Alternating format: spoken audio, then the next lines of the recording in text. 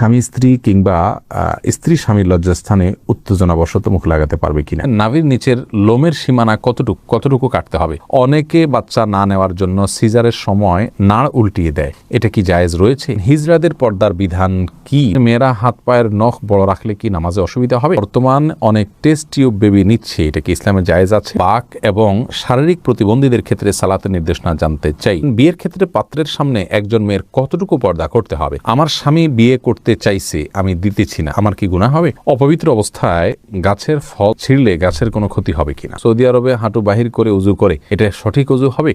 নাফিজা নুজহা জানতেছেন রাতে নখ কাটা যাবে কিনা? যাবে। গোসলের পর নখ কাটলে কি অপবিত্র হয়ে যাবে? না, হবে না। ফাইসাল, আপনি প্রশ্ন করেছেন অপবিত্র অবস্থায় গাছের ফল ছিঁড়লে গাছের কোনো ক্ষতি হবে কিনা। এর উত্তর হলো অপবিত্র অবস্থায় গাছের কোনো ফল ছিঁড়লে গাছের কোনো ক্ষতি হবে না, এমনকি যিনি ছিঁড়বেন তারও কোনো ক্ষতি হবে না। ফল ছেঁড়ার ক্ষেত্রে পবিত্রতা অপবিত্রতার বিষয়টি কোনো নিষিদ্ধ বা এরকম কিছু নয়, বরং যে কোনো অবস্থাতে আপনি প্রয়োজন হলে গাছের ফল ছিঁড়তে পারবেন। সাদ বিন আব্দুর রহিম, আপনি জানতে চেয়েছেন নাভির নিচের লোমের সীমানা কতটুকু কাটতে হবে? নাভির নিচ থেকে নিয়ে আপনার দোড়ানের চিপায় যে সমস্ত লোম থাকে সবগুলোকেই আপনি কাটবেন যতটুকু সম্ভব, কিছু যদি থেকে যায় তাতে অসুবিধা নেই। রেজাউল করিম জানতে চেয়েছেন বর্তমান অনেক টেস্ট টিউব বেবি নিচ্ছে, এটা কি ইসলামে জায়েজ আছে?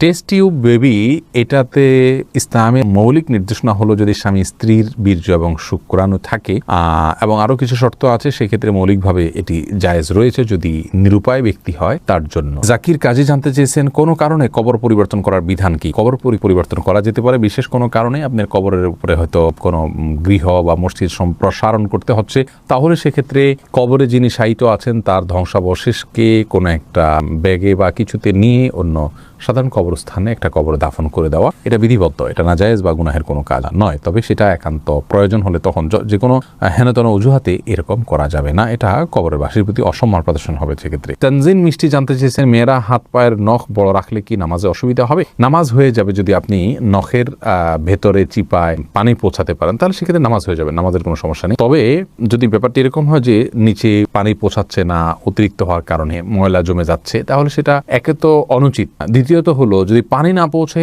তাহলে সেক্ষেত্রে নামাজই হবে না। যেমন নখ যদি বের হয়ে থাকে তাহলে তলার অংশতে পানি পৌঁছাইতে হবে, কারণ বাইর হয়ে আসে, ওইটা আপনার দৃশ্যমান অংশ হয়ে গেল, অতএব ওখানে পানি পৌঁছাইতে হবে, সেখানে আপনাকে পানি পৌঁছাটা নিশ্চিত করতে হবে। যদি করেন তাহলে সেক্ষেত্রে নামাজ হয়ে যাবে, কিন্তু এরকম করাটা অনুচিত। এমডি জান্নাতুল ফেরদাউস জান্নাত, আপনি জানতে চেয়েছেন বাক এবং শারীরিক প্রতিবন্ধীদের ক্ষেত্রে সালাতের নির্দেশনা জানতে চাই। বাক প্রতিবন্ধী যারা, তারা মুখে যদি কোনোভাবে উচ্চারণ করতে না পারেন তাহলে সেক্ষেত্রে মনে মনে আপনার যেগুলো পাঠ করার কথা সেগুলো পাঠ করবেন এবং রুকু সেজদা স্বাভাবিক অবস্থাতে তিনি করবেন।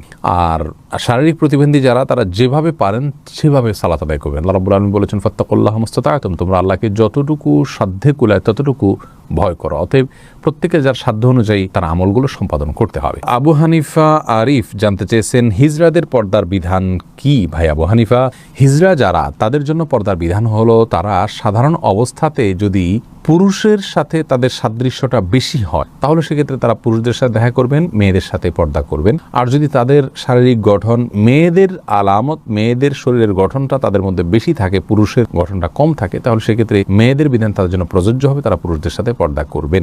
এটা হলো একটি মত এবং সবচেয়ে প্রসিদ্ধ এবং গ্রহণযোগ্য মত। এছাড়া হিজড়াদেরকে নিয়ে আরো নানা রকমের মত রয়েছে ওলামায়ে কেরামের। নার্গিস আক্তার জানতে চেয়েছেন মেয়েদের নামাজ ভাঙতির সময়ে কি কি আমল করা যাবে? যখন নামাজ থাকবে না সে সময় তিনি সব কাজ করতে পারবেন, শুধু নামাজ পড়বেন না, রোজা রাখবেন না, স্ত্রী সহবাস করবেন না, তওয়াফ করবেন না, এছাড়া সব কাজ করতে পারেন। কোরআনে কারীম স্পর্শ করা বা তেলাওয়াত করা, স্পর্শ করতে পারবেন না, তেলাওয়াত করার বিষয়টি বিতর্কিত বা এটা নিয়ে আলোচনা রয়েছে, অনেক ওলামায়ে কেরাম এটাকে অনুমোদন দিয়েছেন, সৌদি আরবের স্কলাররা অনুমোদন দিয়েছেন, তবে অন্যান্য ইমামগণ এটার অনুমোদন দেননি। কিন্তু তারা তিনি শুনতে পারবেন, জিকির করতে পারবেন, দুরূদ করতে পারবেন, ইস্তেগফার করতে পারবেন, ইসলামী বই পুস্তক পড়তে পারবেন, এই সমস্ত কাজগুলো করা তার জন্য জায়েজ রয়েছে। তবে শারমিন শিবলি জানতে চেয়েছেন অনেকে বাচ্চা না নেওয়ার জন্য সিজারের সময় নাড় উল্টিয়ে দেয়, এটা কি জায়েজ রয়েছে? সাময়িক যদি হয় এটা তাহলে এটা জায়েজ রয়েছে, যদি স্থায়ী হয় তাহলে এটা জায়েজ নাই। মাহমুদুল হোসেন মিমু, আপনি জানতে চেয়েছেন বিয়ের ক্ষেত্রে পাত্রের সামনে একজন মেয়ের কতটুকু পর্দা করতে হবে? সাধারণ চেহারা, মুখাবয়ব, এটা দেখার নির্দেশনা রয়েছে। রাসূল আকরাম সাল্লাল্লাহু আলাইহি সাল্লাম একজন সাহাবীকে বিয়ের প্রস্তাব দিয়েছেন কোন একজন মেয়েকে, তিনি বলেছেন ফানজুর ইলাইহা, তুমি তাকে দেখে নাও। অন্য এক বর্ণায় আসছে তিনি বলেছেন ফাইন্না ফি আয়ুনিল আনসারি সেই আনসারি মেয়েকে বিয়ের প্রস্তাব করেছেন মুহাজির সাহাবী, তখন বলেছেন আনসারীদের চোখে একটু অসুবিধা আছে, অর্থাৎ ঘোলাটে ভাব বা কিছু একটা আছে আঞ্চলিক, তখন তিনি বলেছেন যে তুমি দেখে নাও, তোমার ভালো লাগে তুমি করো। তো এখান থেকে বোঝা যায় যে সাধারণ যে অঙ্গগুলো আছে, হাত পা মুখ, এগুলো দেখবে। এর বাইরে এই প্রকাশ্য অঙ্গ ছাড়া তার অন্য কোনো অঙ্গ দেখতে যাবে না। চুল, মাথার চুল দেখতে পারে, এই জাতীয় বিষয়গুলো দেখবে, বাহ্যিক যে অঙ্গগুলো থাকে সেগুলো। মাহমুদুল্লাহ এই আইডি থেকে আপনি জানতে চেয়েছেন, আমার স্বামী বিয়ে করতে চাইছে, আমি দিতেছি না, আমার কি গুনাহ হবে? তাহলে পুরুষ আইডি থেকে কোনো বোন হয়তো প্রশ্ন করেছেন। দেখুন, আপনার স্বামী যদি বিয়ে করতে চান আর আপনি তাকে বিবাহ করতে না দেন, যৌক্তিক কারণে যদি মানা করেন তাহলে তো ঠিক আছে। যেমন স্বামীর সেরকম আর্থিক সক্ষমতা নেই, শারীরিক সক্ষমতা নেই, বিবাহ করার মতো পরিবেশ তার জন্য নেই, তাহলে সেক্ষেত্রে আপনি বাধা দিতে পারেন। কিন্তু সেগুলো যদি তার থাকে তাহলে সেক্ষেত্রে আপনার জন্য বাধা দেওয়া উচিত নয়। তবে হ্যাঁ, এই কারণে আপনার গুনাহ হবে আমি সেটা বলবো না। বাধা আপনি দিতে পারেন এই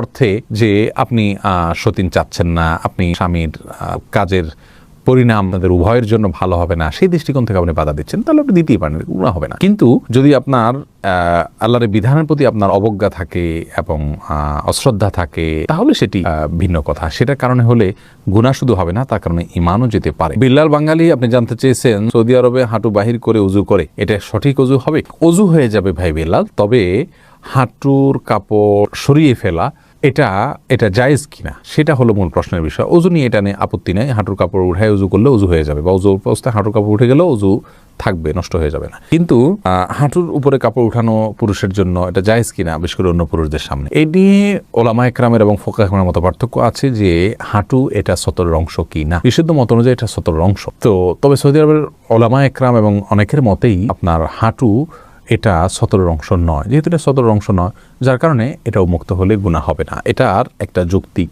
ব্যাখ্যা এবং কারণ তাদের কাছে আছে, যার কারণে সেটাকে আমরা খারাপ সেন্সে দেখব না। তবে হ্যাঁ, একজন মুসলিমের জন্য যথাসম্ভব লাজ, লজ্জা এবং আপনার এই জাতীয় বিষয়গুলোর প্রতি খেয়াল রাখা উচিত, যাতে করে অন্যের সামনে তার ব্যক্তিত্ব রক্ষা হয়। ওসমান ইবনে আফফান রাদিয়াল্লাহু তাআলা আনহুর পায়ের গোছা পর্যন্ত কখনো দেখা যেত না। তিনি এতটা নিজেকে সংযত রাখতেন এবং কাপড় চোপড়ে আবৃত্তি করে রাখতেন। এটা এক ধরনের ভদ্রতা।